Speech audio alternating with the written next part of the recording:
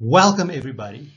I'm Andreas Engelbrecht and I would like to welcome all of you to this incredible workshop that we're going to be presenting today, which is going to be snakebite in Africa. With me I've got two wonderful presenters, Vidya Lalloo and Arno Naudé. Let me tell you a little bit about myself. I'm Andreas Engelbrecht and I have been working in emergency medicine for more than 20 years. I've always had an interest in snakebite and toxicology. And over the years, I have managed many cases of snakebite in our emergency department at Steve Biko Academic Hospital, but also in other hospitals in South Africa. So I've picked up a lot of experience in this condition.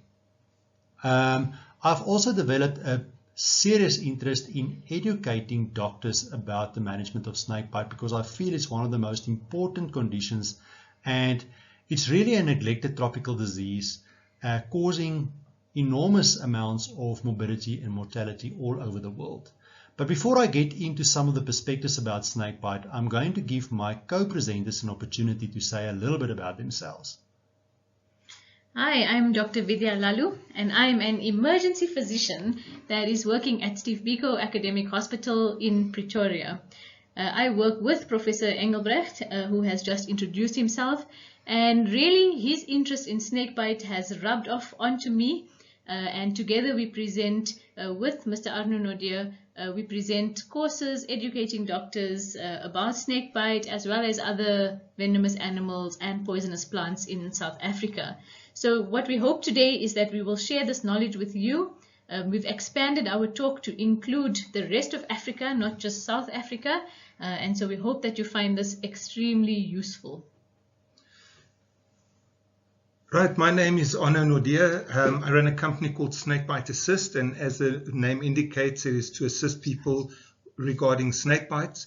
I do lecture at the university, which is great fun because at least then if somebody does get bitten, I quite often know the doctors in that area and they can also come and help, because the education around snakebite has not been what it should be, and very many doctors are not trained specifically in snakebite. But besides my interest in snakebite, I also have an interest in snakes. So I try to look at what happens before a bite, after a bite, and what happens with a patient once they've been discharged. So I get to see a more global picture of this. And I also use this for training, and I have trained people locally as well as in neighboring countries. So that's where I've had to learn about snakebite together with my colleagues so that we can actually give people the right advice. And I've seen hundreds of bites, and so far, touch wood, I have never lost a limb of a patient or a patient's life. So how big a problem is snakebite? We know that about 5 million people get bitten by snakes worldwide every year, and the problem is very big in sub-Saharan Africa. Approximately 1 million people get bitten by snakes every year in Africa. That's just sub-Saharan Africa, and that does not include the numerous snake bites that occurs in North Africa as well. So out of the 5 million people that get bitten every year, approximately 2 million of those bites are very serious envenomations, and we also know that snakebite kills about 120,000 people every year. Now the number of deaths in Africa is estimated to be around 20,000 deaths. So that is quite a huge burden of disease, and as a tropical disease, it's one of the diseases with the highest morbidity and mortality. Now, out of that 120,000 patients that dies every year, just about half of them is actually in India. So India is one of the countries that also have a huge burden of disease. So that are some pretty scary statistics, and I think hence this is quite an important topic. You know, the trend is that snakebite is a major problem in developing countries. And this is really where the African perspective becomes important. And there are a number of reasons why developing countries suffer the brunt of this disease. These include things like the housing conditions are not what it should be. People live in huts. People don't necessarily have snake-proof. Snake-proof doors. They live in wooden huts that may have spaces between them that snakes can get through, and that sort of thing makes it easier for snakes to get in. And of course, being tropical countries, snake bites occur more there because snakes are more active in warmer climates. The other thing that's a problem with developing countries, or should I say a challenge, are the sleeping arrangements. Oftentimes people lie on the floor, which makes it easier for snakes to have access to them. And we know that Mozambique spitting cobras in particular love to bite people that are sleeping in bed. So we should remember to keep our mosquito nets with us and tuck them in on the end, not just for mosquitoes to prevent malaria, but also for protection against the Mozambique spitters. Mozambique spitting cobras have that reflex, we called it a prey reflex, where if they see an arm or a leg moving while you're fast asleep, it actually thinks that it's a prey, a rat or something, and it has an instinct to bite that, and that is why you get bitten in bed, and often multiple times, by Mozambique spitting cobras. Vidya, just elaborate a little bit on how snakebite affect women in Africa. Well, because of the disfiguring nature of the end result of snakebite, so you often get contractures, you often lose limbs, and especially when antivenom was not available to you, that results in women not being able to be productive members of society, and they're often left in the situation where no one wants to marry them, no one wants to affiliate with them, and that puts a big burden on the entire family. Arno, what do you think about, let's say, a manual laborer being bitten by a snake and perhaps having a limb disfigured or a limb amputated? Well, if you look at it, laborers are probably going to be bitten more often than other people because they're the guys that are working with their hands, working with their feet, walking into fields. And when these guys get bitten, it's been estimated that for every single laborer or worker that cannot continue working, it affects approximately 14 people. That would be his family, his immediate family, as well as other people that rely on him, either for physically the work that he does or the food that he provides. So snakebite is not just on one single individual, it's something which affects the whole community, and that is why it is so important for us to resolve this problem that we have. So I think the fact that the World Health Organization put snakebite back on the list of neglected tropical diseases was really a very good thing. In 2013 it was removed, and through the work of many people that are passionate about snakebite and the effect that it has on African communities, it has been put back on the list of neglected tropical diseases, I think in 2017, am I right, or was it 2018? 2018. And I think that has been a very good thing that they've actually done it, because if you look at other neglected tropical diseases, many of them don't have nearly as big an impact on communities in Africa as snakebite actually have. So I think that has been a great thing. I think one of the other issues is the fact that people in Africa are often far away from hospitals, and for that reason, it takes them a lot of time and effort to get to help. Vidya, what would you like to say about that? Yes, I agree. The roads in developing countries are not necessarily the best. People live in rural areas, deep in mountains, in various areas that are inaccessible by ambulance. And hospitals are also far and wide, and not all of them even have antivenom or the skill set to know about it and to administer it. So distance from hospitals is a big problem. Access to the places is a big problem. Also, the fact that the EMS services are not necessarily the best that they could be. So all these factors together play a role that really doesn't get the patient to the antivenom in time. But we also know that African people are innovators and that they are resourceful. So we know that people in Africa have made all sorts of plans, and some of those plans are actually brilliant. Ideas of how to get to people deep inside their huts, Arno, what do you think about things like, scooters and all sorts of things to just get to people where they are really in trouble?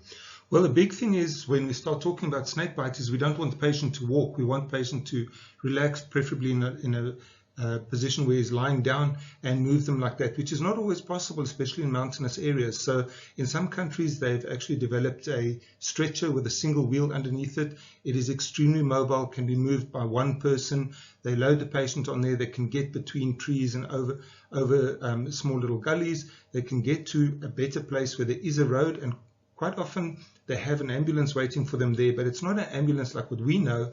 It's a scooter with a stretcher attached, and the patient gets put in there and the driver drives until he can get to an area where there is actually an ambulance which can take the person further. Now, what's nice about it is it's very quick, but the bad part about it is that if the patient starts to code while he's in the stretcher, there isn't anybody that can help him. So the ideal would be is one day we'll have an antivenom which we can put out in the clinics and people can get access to it where they are.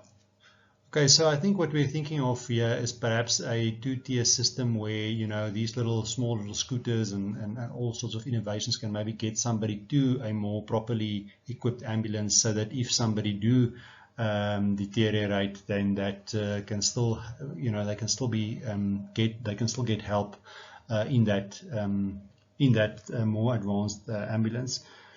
And it's not just about getting the patient to the antivenom. In some situations, we might even be able to get the antivenom to the patient. So if we look to the future, some of the innovations that we might want to bring in is using things like drones, which can carry the antivenom to the patient, but obviously provided that there is somebody available that would be able to administer it and safely, as well as deal with the complications of that antivenom administration. So, for example, if we had a smaller clinic, not necessarily a home, because that's not an ideal place to administer antivenom, but if you were at a smaller clinic who have maybe capabilities of intubation or while waiting for the ambulance to arrive, you could perhaps get the antivenom to the patient. Sure. So I think there's a lot of innovations out there. I think, there's a lot of work being done. I think there's a lot of organizations that are also busy in Africa and doing very important work in this field of snakebite. So some examples would be, the WHO, it would be things like hospitals or the government ministries of health that are doing work to actually source and get antivenoms. It would be organizations that provide funding, like the Wellcome Trust. Arno, do you want to say something about some of the other organizations that you're also aware of? There are quite a few other organizations scattered through Africa who are trying their best to be able to help the population. In West Africa, we've got the Escalapian Snakebite Foundation. They are doing amazing work there. A lot of it is research, and in West Africa, it is a big problem. Snakebite is a massive problem there. In Namibia, we have a group working there as well. They've just drawn up their protocols recently for snakebite, and they're looking at the behavior and the possible manufacturing of an antivenom for the western barred spitting cobra, which is the snake which causes the most problems. And then in Eswatini, for more than a decade now, we've had the Eswatini Antivenom Foundation, which has been doing sterling work there. Without those people, there would be numerous deaths in Eswatini. So they've been doing a lot of work. If we look in Kenya, we've got BioKen. They're doing venom extraction. They're also doing educational work, and they also are a venom bank, antivenom bank for people living in that area. And then we've got in the Liverpool School of Tropical Medicine. They are doing a lot of work in Nigeria, and also once again they're testing antivenoms, because the antivenoms that we have are not what we would like to have, and one day we will have an antivenom which will not cause the problems that we have, and the only way we can do that is if somebody puts in funding that we can carry on with the research.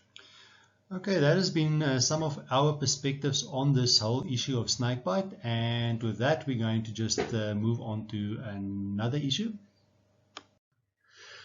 Okay, so we are going to have a whole session about myths and mythologies around snakebite, but I think it's worthwhile just to, at the beginning of this whole conference, just point out, the role or the prominence of snakes in medical logos.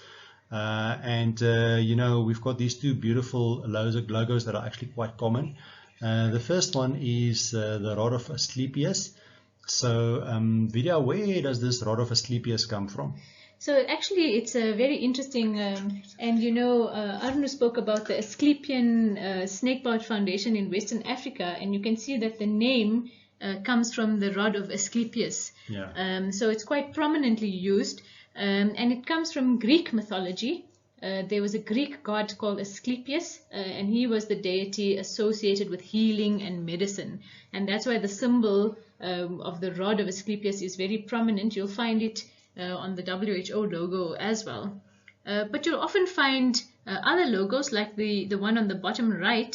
And in fact, if you look at Snakebite Assist logo, which is Arno's company, you'll find this very same caduceus on that logo as well. And many medical companies have this logo with two EMS snakes. also like it a lot. EMS do, yes. Yeah. They have this two snakes entwined on a rod. Is that the one where the god threw like a stick at two snakes that were fighting and then they wrapped around it or something like that?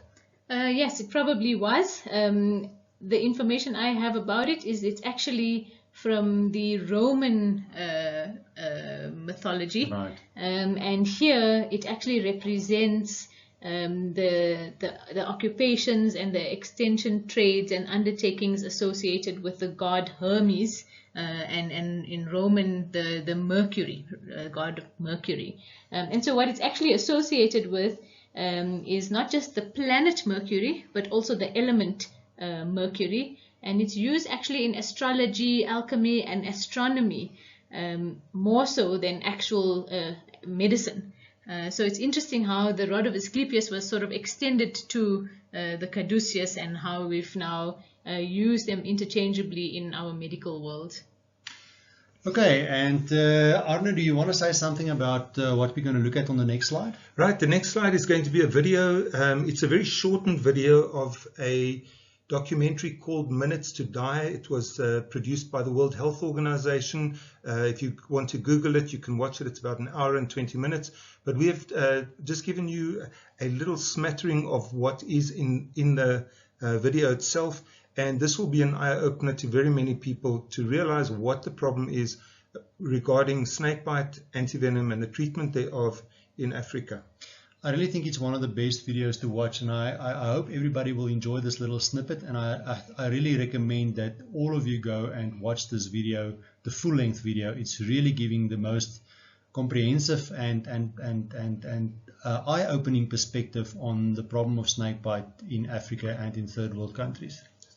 And you can find that online if you just YouTube it, Minutes to Die.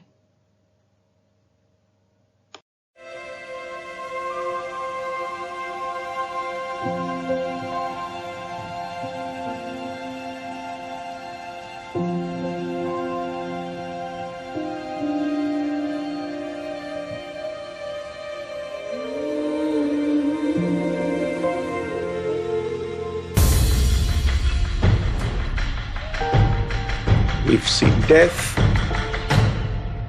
we've seen disability, we've seen disfigurement,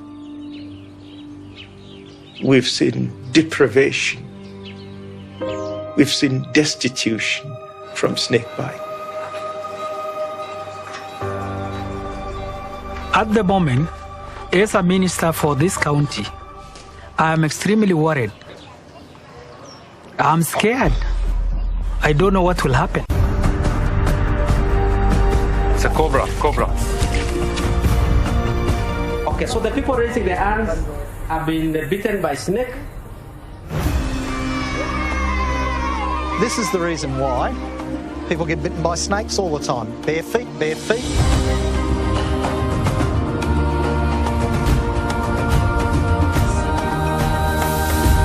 The only one left? Mm-hmm. You mean this is the only one left in the whole hospital? Antivenom is very scarce. It comes and then it gets finished. then we stay without it for some time. Every day, it's a sadness that never goes away. Your child buried next to your home. Yet another young life taken during the night.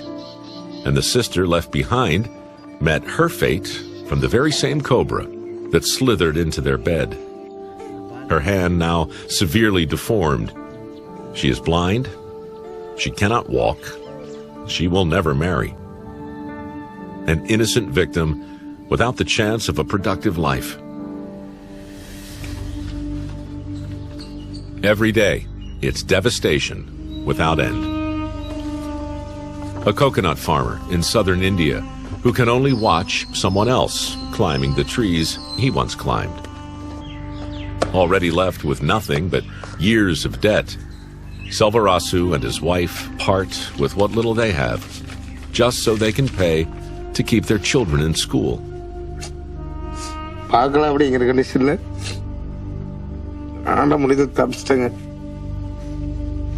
Most victims of snakebite are amongst the most impoverished levels of the community. They're nearly all agricultural workers, farmers, herdsmen, who live in a snake-infested environment.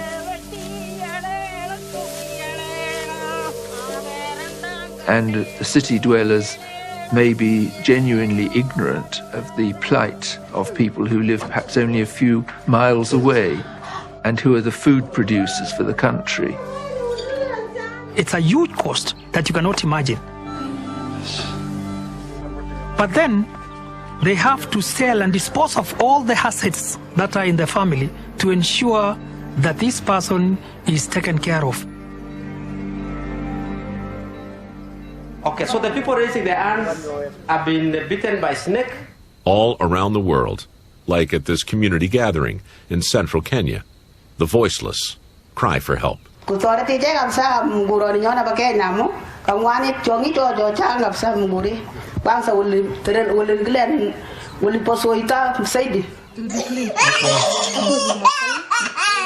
actually, these are the real cries. This 3-year-old Kenyan girl won't be out playing today. Instead, one of the multiple visits each and every ongoing week to treat her wound. In a few months, she will undergo a major skin graft. Many major health challenges of the past are now being dealt with subsidised treatments. The world has the capacity to deal with these problems. We've got neglected tropical diseases that are no longer being neglected, and that's important. But today, 342 snakebite victims across the tropics are going to be taken from their families. We know 125,000 people die each year from snakebite, and 2 to 3 times that number are left without limbs. They're maimed, disabled, or permanently disfigured. And those are the people who actually make it to a hospital to be counted. Whatever the numbers may be, the true figures go beyond any data, beyond any study. The only way you can truly understand snakebite is to walk into any hospital or any village. Everybody knows somebody who's had their lives turned upside down. Snakebite is something that they fear more than malaria or tuberculosis, or in some cases, even more than HIV/AIDS.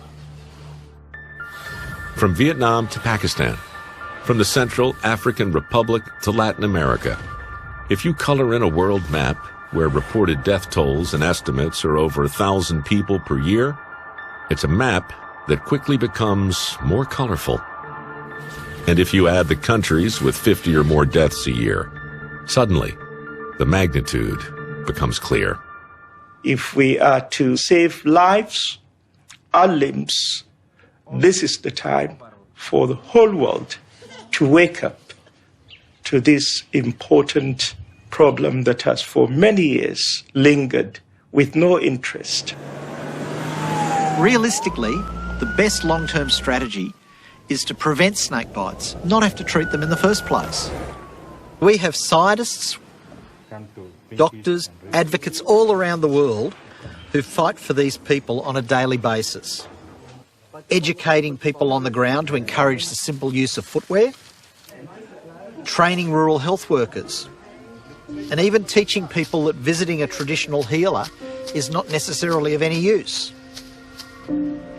And of course, we have effective and affordable antivenoms that have been developed and are making huge differences in places like West Africa, Latin America, even here in Papua New Guinea. We have the tools to make change now. It is about time that snakebite is stopped being ignored by the world. It's a matter of human rights, it's a matter of social responsibility, it's a matter of using science for what it should be used, for the well-being of people. Nobody should die of snakebite.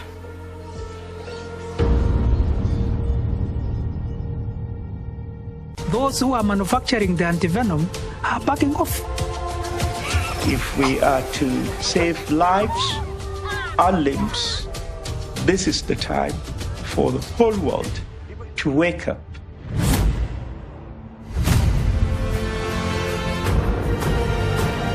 It's probably the best chance we're going to have to get snakebite properly on the world's radar.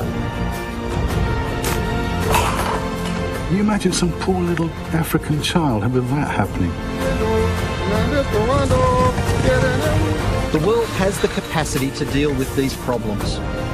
Complete victory. Getting this drug is a human right. It's not a matter of economic business.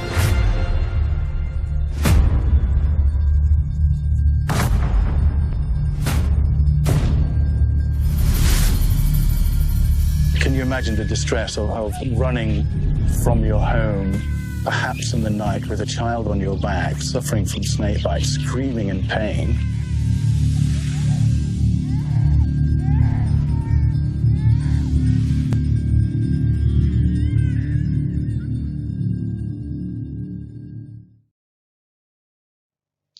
Alright, and up next we will be talking about myths surrounding snakebite. This proves to be a very interesting talk, so stay tuned. Okay, I don't know if any of you grew up with this idea that the only good snake is a dead snake, and we all feel very strongly that that is a very, very negative perspective on snakes. And unfortunately, some of this perspective comes from stories from the Abrahamic faiths, that's Christianity, Judaism, and the Islamic faith. And unfortunately, these things are indoctrinated into the minds of many people, and it's not a balanced way to view snakes. We all know these creation stories and this paradise stories where there's this snake that comes to the female and then sort of persuades her to do things that are so-called disobedient and so forth. Fortunately, with our knowledge that we have today, we know this is all mythological stories, and none of this actually happened. So I don't think it's necessary for anybody to walk around and have those kind of strange beliefs anymore. In these faiths, there are some positive stories, at least also about snakes, and I think one of the, let's say, slightly more positive stories about a snake is the one of Moses, where he built a sort of a wooden pole and had a snake on top of it, almost like the what is now the caduceus, or the rod of Asclepius. The rod of Asclepius. And there, people who were bitten by snakes looked at this copper snake and somehow miraculously got healed from it.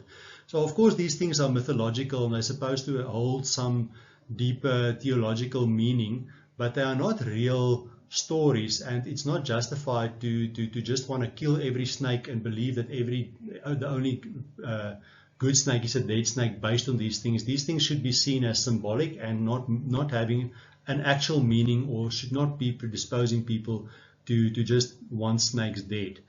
With that being said, that is sort of perhaps the religious background that I myself come from. But Vidya, you're not from that particular faith. So what does Hinduism teach about snakes? So in Hinduism, there are some positive things and not as positive. Snakes are often referred to actually quite in many settings in Hinduism. Firstly, Hindus believe that snakes are revered. So if you actually die of a snake bite, it's considered to be an honor. So instead of cremating the corpse of a person that died of a snake bite, that corpse is rather allowed to float down the Ganges River because of the honor that it is. And do you believe in that thing as well? I don't personally believe in that, but that's because I've read a lot of reports of the Ganges River having corpses that are now washed up, and I actually believe in cremation, so I would prefer to be cremated. Thank you.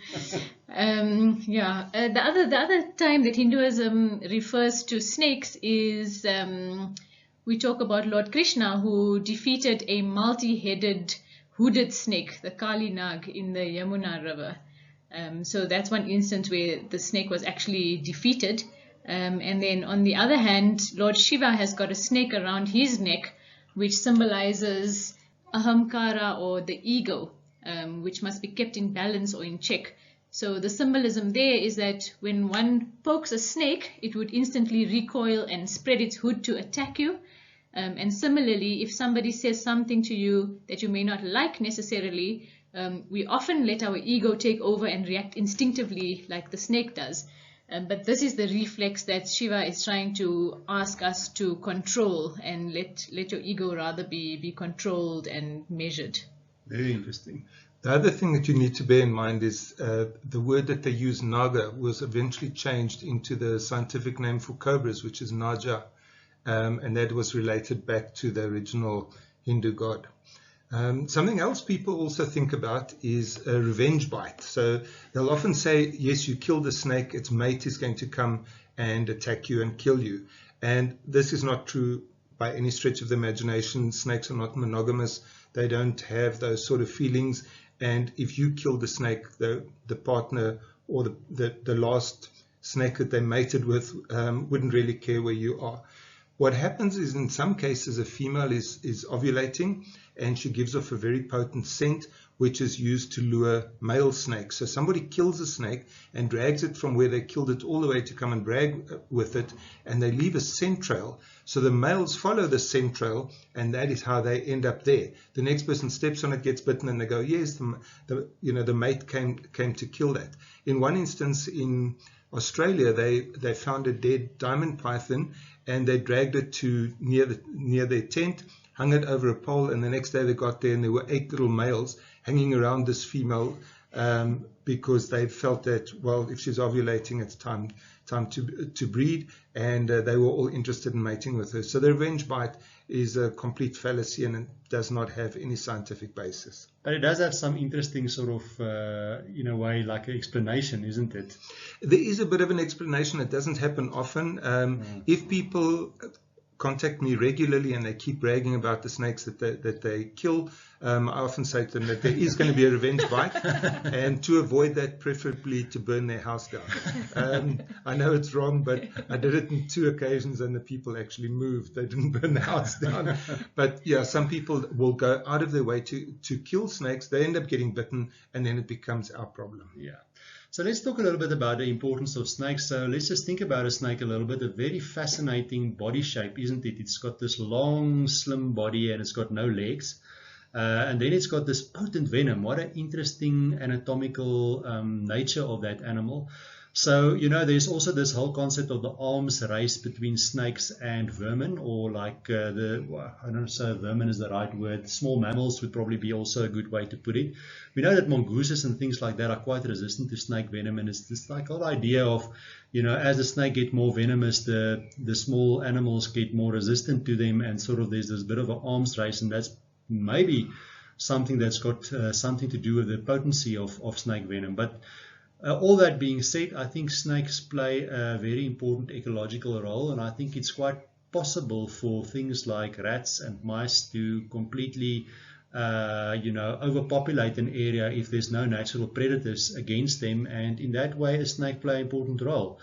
The other huge importance of snake is naturally that they produce bioactive substances in their venom, and it's a huge unexplored factory of substances that we don't know all the potential of yet, and I think we are sort of becoming aware of the potential for it in use for anticoagulants, for things like deep venous thrombosis, where some of these substances will actually have great medical value potentially for us later on as we discover more and more about these chemical substances.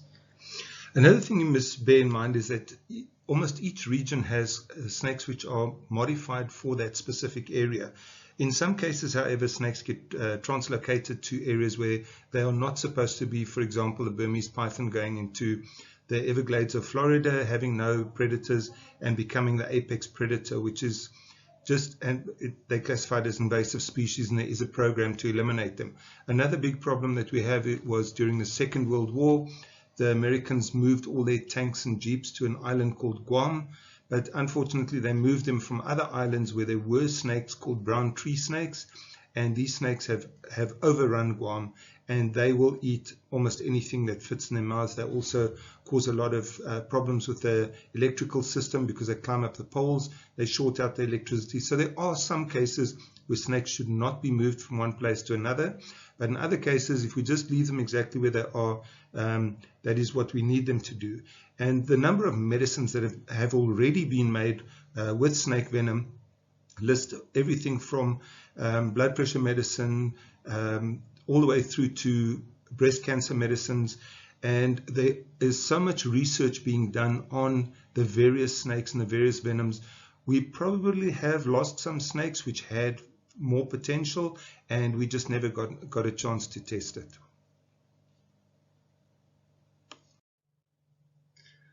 So there's a lot of strange things people do as first aid, and first aid myths we're going to deal with in detail in the talk about first aid. What's in this picture? Well, it's just all of silly things that you should not be doing. One of the things there they have is a venom extractor which is supposed to suck the venom out of the wound. The problem with that is it does cause a very localized necrosis at the site of the bite, and many of the people who have used this have then lost that piece of tissue that's there. Okay, so more to come on this in the first aid talk. So the snake stone or the black stone, this is a very interesting concept that is used throughout Africa, and here you actually get two different types of snake stone, and they both are black in fact. The one is where the stone is actually volcanic type of stone, and the other is where it comes from bone that has been almost allowed to become charcoal. So this interesting article that is referenced on the slide tells us a little bit about the snake stone, and Prof will take us through it. Right, so as you said, Vidya, snake stone is an idea that is common throughout Africa. It's part of perhaps traditional medicine, and it's one of the therapies that traditional healers use to treat snake bites. So they would get this magic stone called the black stone, and this stone would then be applied to the bite wound. And the idea is then that the stone will suck or purify the blood, or suck out the venom out of the blood, or absorb the venom from the blood. You know, there's also the idea that the stone can be reused by sterilizing the stone through boiling water, and then placing the stone in milk, where the stone will then be purified and given additional properties by the milk. You know, milk is also often seen as something that can be applied or used as a treatment for poisons. So that's really the idea behind the black stone. Naturally, there's no scientific basis to justify this, although in some scenarios there is the concept that it sort of works almost like an activated charcoal. But in terms of snake bite itself, there's no scientific basis to think that this would work. Yeah, and very interesting, in this article they mentioned that the stone actually needs to come into contact with the bloodstream to be able to detoxify that patient's blood. So it's very interesting because I'm not sure how exactly do they allow the wound to bleed, or how exactly does it come into contact with the bloodstream? Yeah, so it's really, it's like a pseudoscientific idea, almost like that the stone will sort of suck the venom out of the blood. And the idea is that by placing it on the wound, and perhaps the wound is bleeding a little bit, that blood getting onto the stone, that'll be then symbolically show that the stone is now sucking the venom out of the blood. But of course, there's really no scientific basis for it. Perhaps when a non-venomous snake bites somebody, and the stone is applied, of course, in that scenario, it will work perfectly well, but nothing at all would have worked just as well. So then the stone gets the reputation that it is so effective against snake bites. And then when on the odd chance when somebody do get bitten by a venomous snake, then it's just one of the few cases where the stone didn't work. And so the stone gets a reputation that it doesn't really deserve as being something that's so-called effective. And Arno is going to tell us about the other form of the stone. There are other stones which are in actual fact not stone, but it's a piece of bone which has been turned into charcoal at a very high temperature for a long period of time. So it becomes porous, and it becomes almost like activated charcoal. So when this is powdered and placed on an open wound, it does have some healing effect. And they look at this and they go, well, if it works for that, it's going to work for the snake bite as well. So they either tie it in place or they rub it over that area. And as said earlier, it works very well on non-venomous snakes and dry bites, but it does not work at all on any venomous or potentially lethal bites. Wow, snake repellent. So, I've come across mosquito repellent in shops, and that is something that I would put on my body, or maybe plug into a wall socket or burn a coil, and it keeps the mosquitoes away. So that concept sounds very appealing. Arno, can you tell me more? Yes, snake repellent does not work. Unfortunately, much as we'd love it to be able to work, there are very many myths and beliefs about how to keep snakes away. But you've burst my bubble now. I'm sorry. Right, so the one which we come across quite often when we go and remove problem snakes is Jay's fluid. It's a very toxic product which is used for sterilization. It's got an extremely strong smell, and the people throw that all around the house or wherever the snake was. Whether it's supposed to kill the snake or what it's supposed to do, I don't know, but the smell of Jay's fluid really gets to you if you have to now sit in this little room and look for the snake and actually find it. Jay's fluid has absolutely no repellent properties. If it is in one area and the snake had to move into that area slowly with his tongue flickering, he may actually turn around and move away just because of the smell of it. But by placing it in one area, and then to the extent that you could live in that area, there's no chance that it's going to affect the snake. Another common one is garlic. Snakes are not vampires, so garlic does nothing to them. People plant garlic all around the place, and they think this is going to eradicate the snakes, and it has zero effect on them. The third one is geraniums. These are actually quite pretty plants, and people plant these because it does have a bit of a smell when you rub the leaves. People think that geraniums keep snakes away. On 2 occasions I've been called out to go and remove a snake, and the place where I found it was in the geranium pot. So it definitely does not work. So it might not chase the snakes away, but at least it'll make the yard nice and pretty, isn't it? That's correct. It has nice flowers, and it's a pretty green leaf as well. So yes, it does make the place look a bit better. However, by planting very thick geraniums, you do give snakes a place to be able to hide underneath. Another favorite is diesel. People pour diesel around. Diesel is extremely toxic, and wherever you pour it, you have killed everything else there, including potentially a lot of small insects and stuff which are beneficial to us. And using diesel, you basically are killing that area, and the snake doesn't really care about diesel. That must be terribly unhealthy, because diesel really stinks, and I think having that fumes for people with asthma and things like that, that could not possibly be healthy to elderly people, perhaps with lung disease and so on. So I really think that's maybe not a nice thing to do, and probably really poisoning the environment as well. Yes, the problem is that people sometimes get very desperate and they start doing this where there are other methods which they could have used, which is basically just clean up the yard, make sure there's no prey items and the snake's not going to come there. One of the things when the snake is already there is they will burn honey. So they'll take honey, they'll put it on cloth or something that's going to smolder, and they set this alight. And this is supposed to chase, drive the snakes out of the house, and then the people can go back. Burning honey quite often attracts bees. More people are allergic to bees and get bitten by snakes. So do not try and burn honey and think that you are now going to help and make the place more livable than what it was before. There are some commercial products on the market, and they do have a limited amount of success. If you had to put it in a tube and the snake was cruising down the tube very slowly and he didn't like the smell, he may turn around and move away. But it's not something you could pour around your house or spray on your windowsills, and this is going to keep snakes away. Unfortunately, that just does not happen. I think the take-home message really is if you want to not have snakes in your area, really just clean up your yard. Don't have a lot of things that snakes can hide under, and maybe make sure that it's not an ideal area for rats and things to accumulate, and that would really be the best way to actually deal with avoiding snakes in your yard. So you're telling me I have to get rid of the compost heap and there's no snake repellent? No, the compost heap won't be a problem unless your compost heap is actually a place where rats and mice are coming in to breed.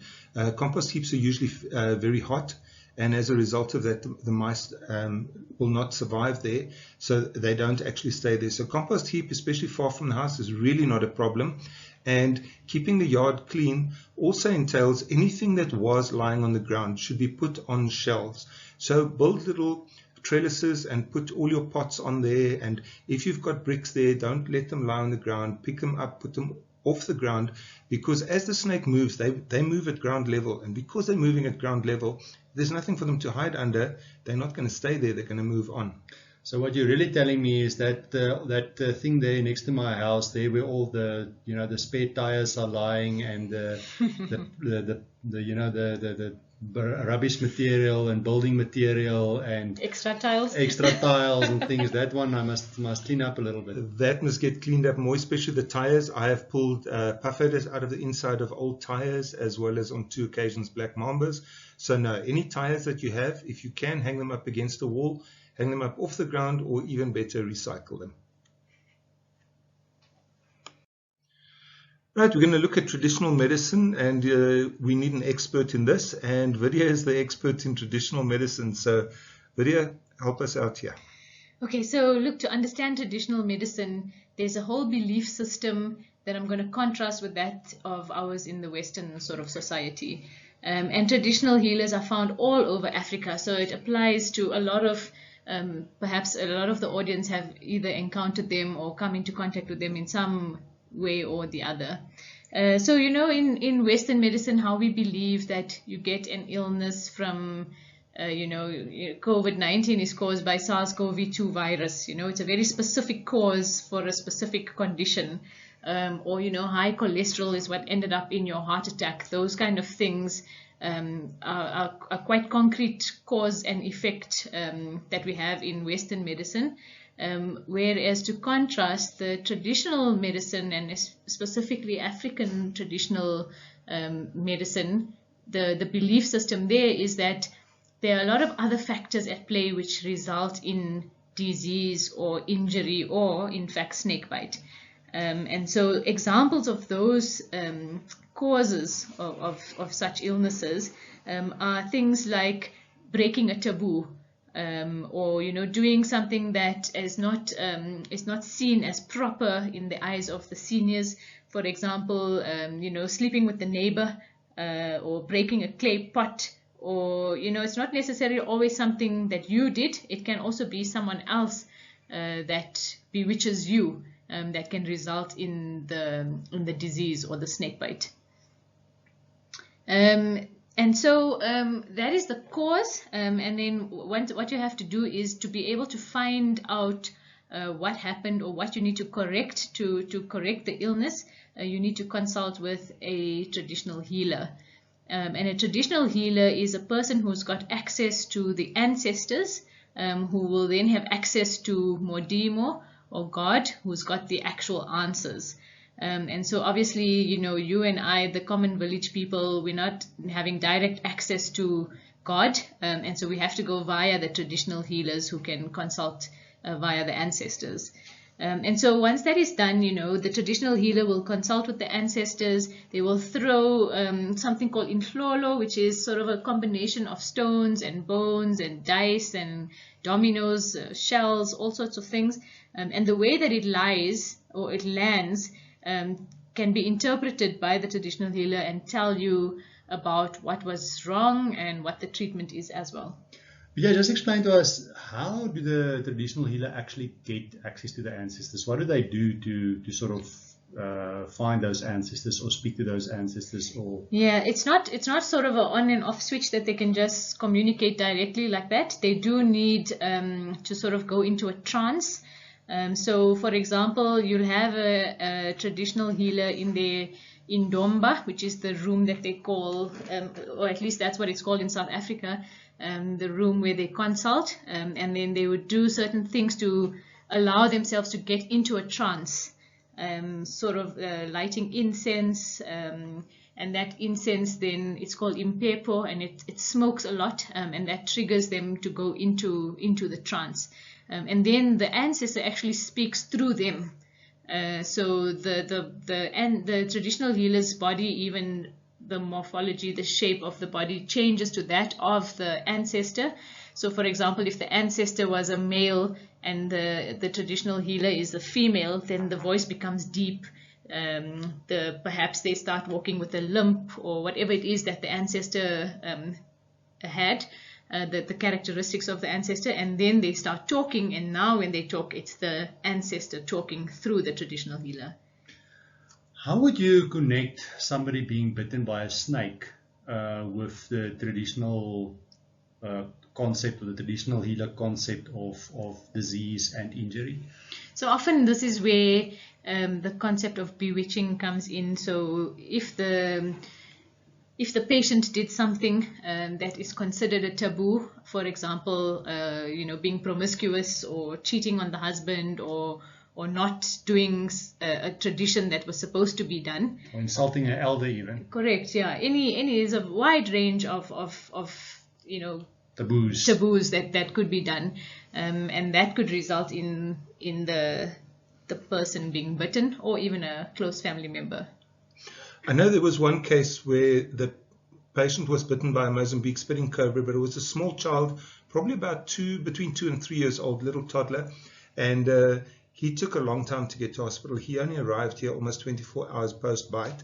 So we gave him antivenom. I don't know how much it helped, but eventually when they did operate on him 9 days later, he had lost his big toe, and he had lost all the subcutaneous tissue on the top of his foot. So he was sent back to the ward, and obviously he was scheduled for skin grafts and course of antibiotics and all the normal stuff that we would do. And the next day the mother came to fetch him and said she's taking him back home. And when we said, he needs hospital care, she said no. She had unfortunately been unfaithful to her husband, and somebody had sent the snake to bite her, but because she wasn't at home, the snake had bitten her son. So she had to take her son back to this traditional healer who had sent the snake, and he will heal that child. So I suspect that child still walks with a limp today. So when it comes to the actual treatment that traditional healers can offer for snake bite, there are a variety of muti and imbiza. Imbiza is the liquid form where you drink something that traditional healers use. They also make a variety of pastes which put together herbs and oftentimes honey or some syrup, and often they add some seawater in to use as a cleansing agent, because the concept of cleansing is very strong with traditional medicine, and oftentimes it's cleansing from within. So you drink something that will help you have a bit of a diarrhea, and you then cleanse from within, or you can cleanse by putting ointments and muti onto the wound itself. So just to add on to that, I think the idea of cleansing also comes from the idea of impurity. So that once you have committed a taboo, you are impure. And you need to be cleansed from that impurity. So by actually then administering that medication that makes the bowels move, that is then viewed as a cleaning. And with the cleaning of the bowels is also that cleaning of that impurity that's going to sort of sit on you from whatever you have done, and then you become cleansed again. Another thing that must be borne in mind is for certain snakes, for example, more specifically the cobras and the mambas, the neurotoxins, the patient will quite often have spontaneous diarrhea. This usually triggers after about an hour, hour and a half in a proper bite.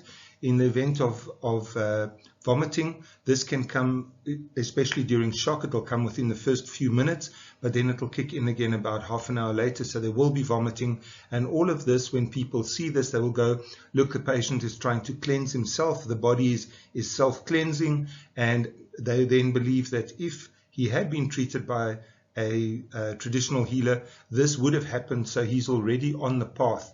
But unfortunately, in cases like that, they're probably not going to make it.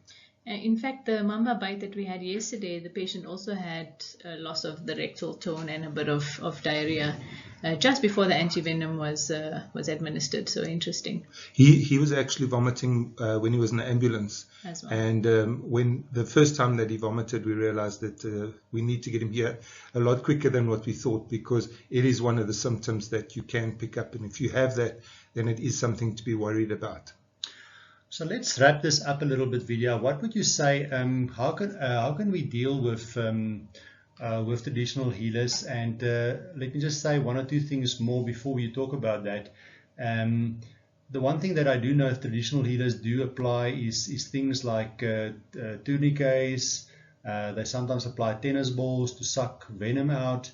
Maybe you want to say something about that, about the placebo effect, and then just ultimately how we can sort of work together with traditional healers, because the fact is that they are quite widely spread, and that that we can actually use them as a resource.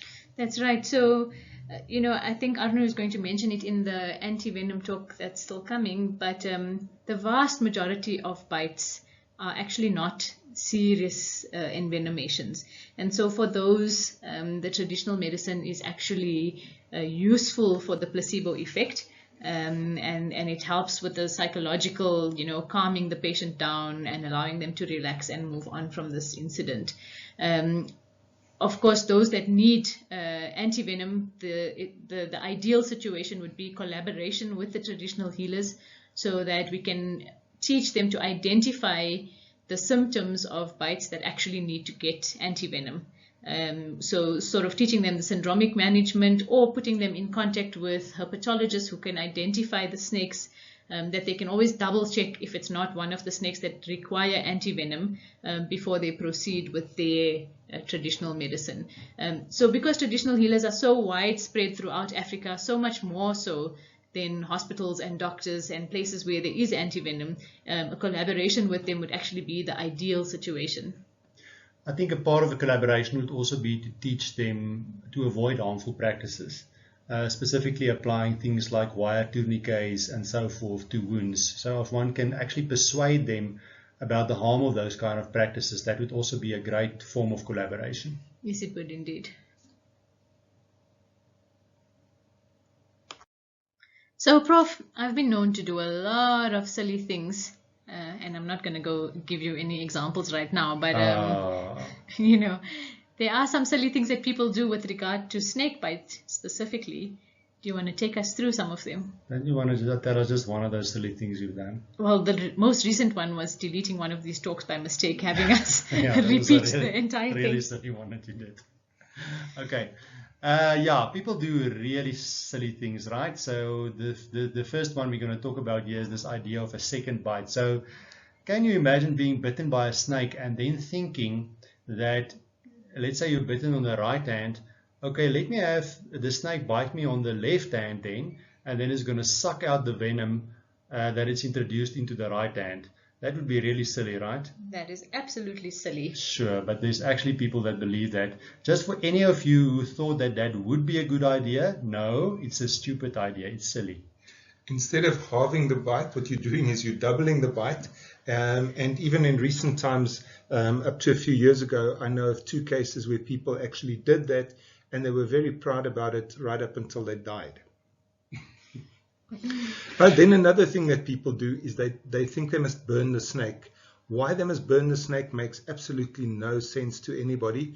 It may be that they're trying to destroy the possibility that someone could even get bitten by the dead snake if the snake isn't dead.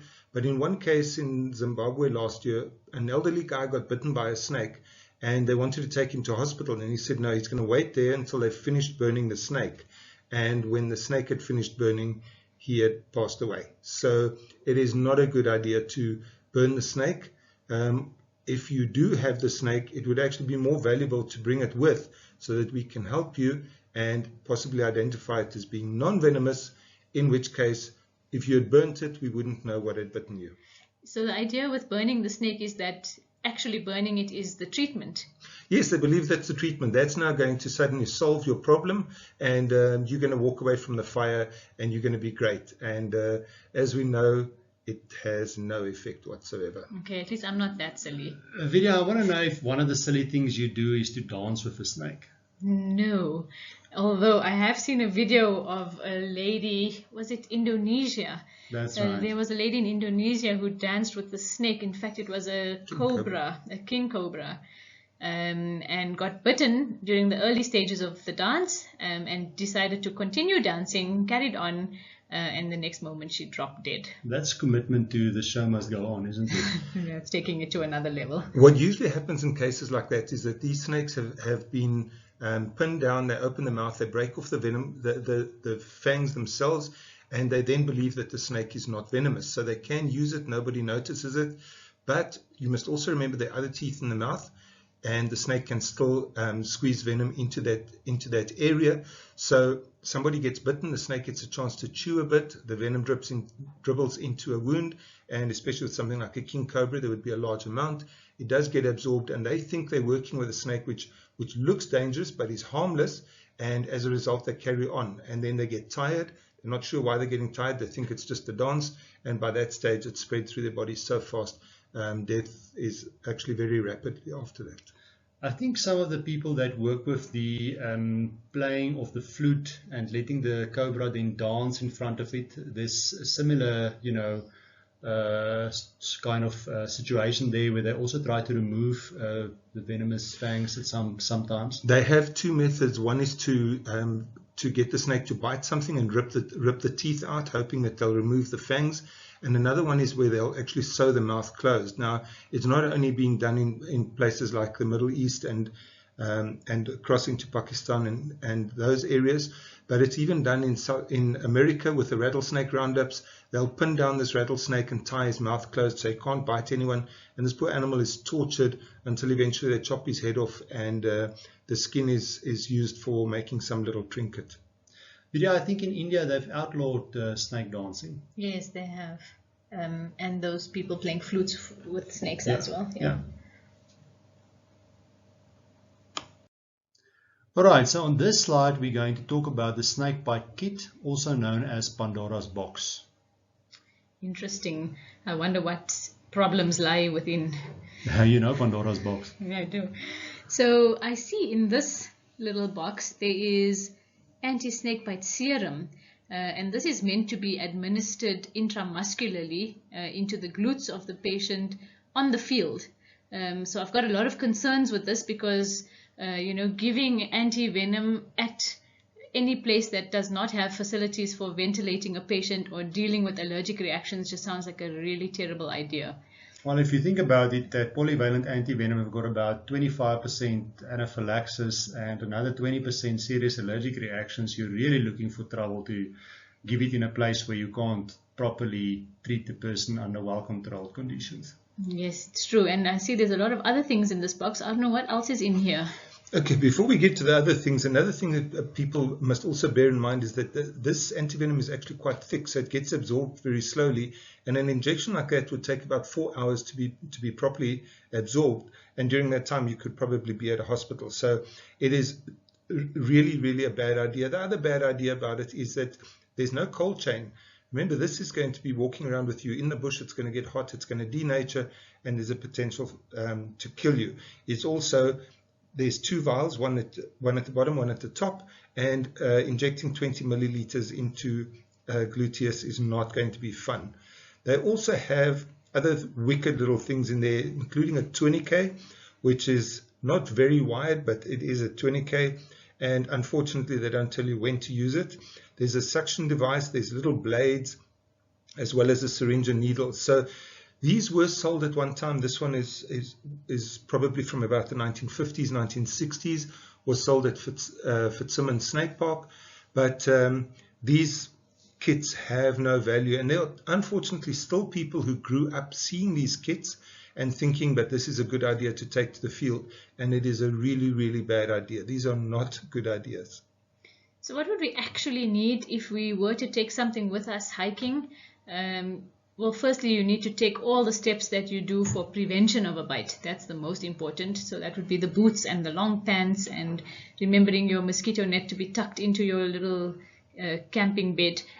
Those things that we will mention in the first aid talk. But if I had to take a kit with me, I'd go more for a first aid kit, which may include something like a bag, valve, mask, ventilation device, so that I could bag the patient if they had a neurotoxic bite while we get them to hospital. Maybe a pressure bandage, so gauze to allow a pressure bandage to be applied in the case of a neurotoxic bite, again, not for cytotoxic bites, and perhaps something to splint the wound with. All those things cannot cause any harm. So even if the patient was bitten by a venomous snake but not envenomated, or by a non-venomous snake, you're not going to cause any damage to him, where a kit like this, especially when somebody is nervous, can cause damage, and you could potentially be killing the patient when in actual fact the snake that bit them either didn't give them any venom or was non-venomous.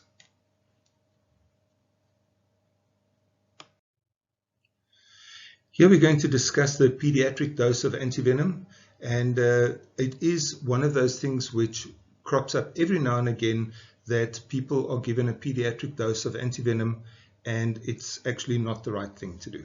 This is a myth that really needs to be busted.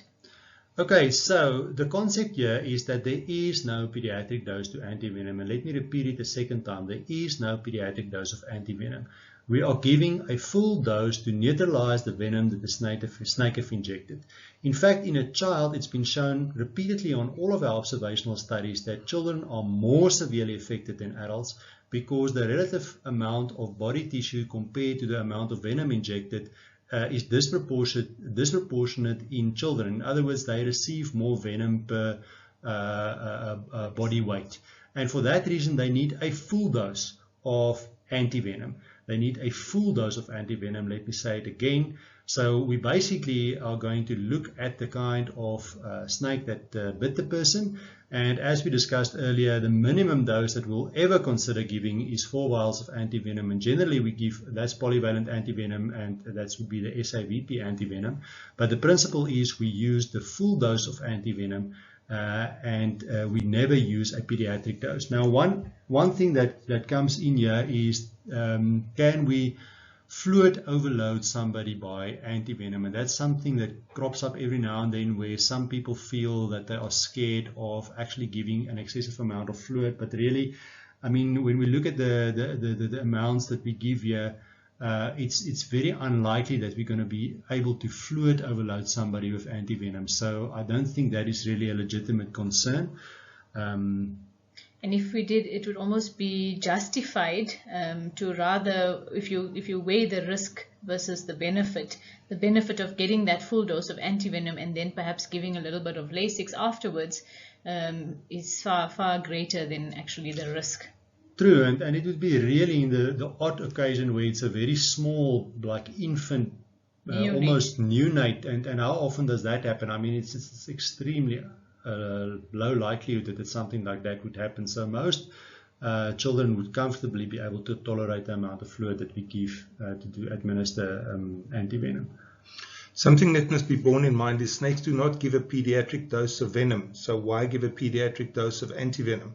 You need a specific amount of antivenom to neutralize a specific amount of venom, and snakes do not give children smaller dosages.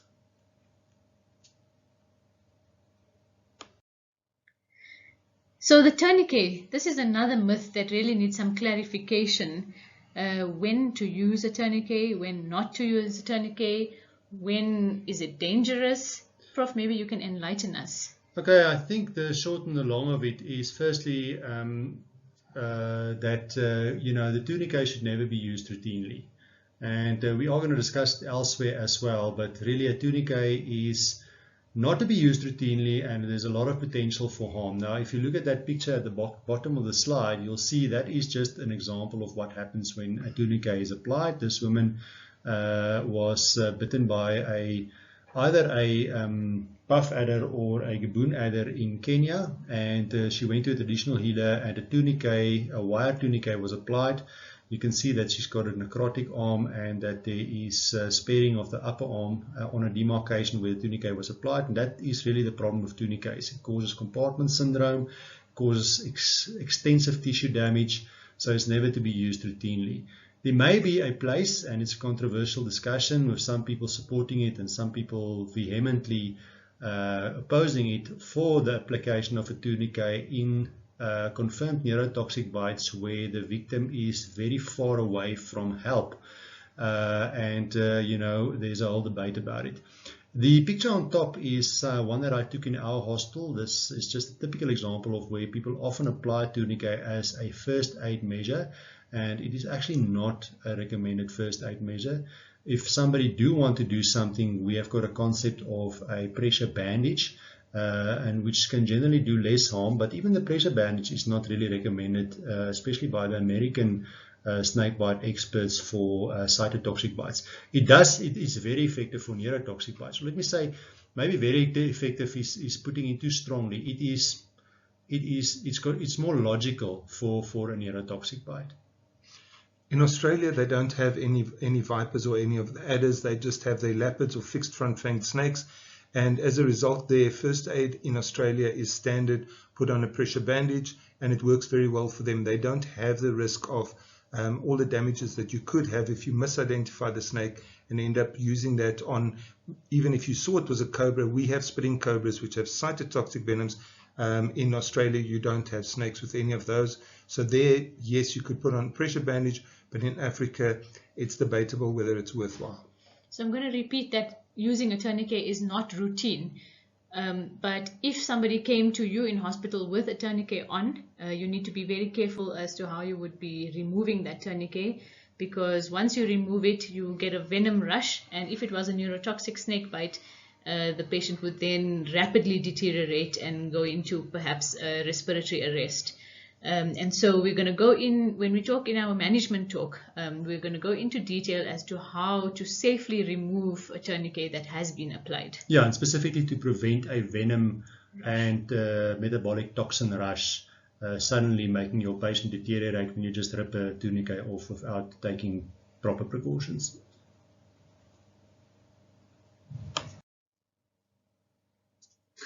Vidya, this is a nice picture. It looks a little bit like you. Is it? It's a strange hairdo that you've got there, eh? Wow, this is not me. I think you need to get your glasses checked. Yes, this is in fact a very nice mythological way to end our talk about myths about snakebite. And this is a picture of Medusa, someone from the Greek mythology. So let me tell you the story about it. So we have Poseidon, who saw Medusa as a very beautiful maiden, so she caught his eye. He then desired her, and he proceeded to ravage her in Athena's shrine. When Athena discovered the sea god had ravaged Medusa in her shrine, she sought revenge by transforming Medusa's hair into snakes, so that anyone who gazed at her directly would be turned into stone. Oh, what an X-rated way to end this story.